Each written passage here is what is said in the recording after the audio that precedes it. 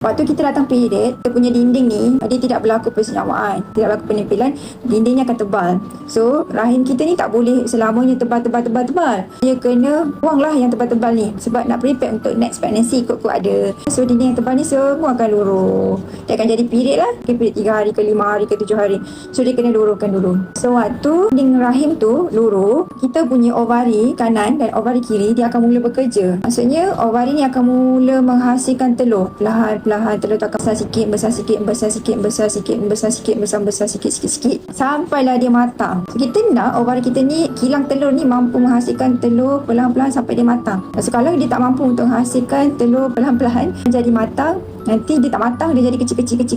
Tu ialah kita panggil PCOS. Kita tak nak lah kalau kita tak mampu untuk besar sendiri dan tak mampu untuk pecah. Bila dah habis period nanti, beberapa hari selepas habis period, mungkin seminggu selepas habis period, kita punya ovari ni, kilang telur ni dah matang kan. Kita punya telur tu akan besar, dia akan pecah. Contohlah awak punya hari subuh adalah hari ke-14. Ovari ni besar, dia akan pop, dia akan pecah, menghasilkan telur kecil iaitu ovum. Ovum itu dia akan keluar. Dia bukan terus masuk melompat ke kita punya tube. Ni tube kan. Kat hujung ni dia ada fimbre ni, dia macam jejari untuk ambil telur tu.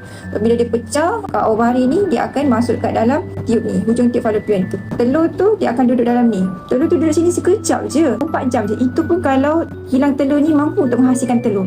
Kalau tak mampu untuk hasilkan telur, so tak ada lah hari ovulasi tu. So sayang. Siapa yang ada masa susah nak lekat ovulasi tak ada tu kan, kau dapatkan susu protein mama tubir.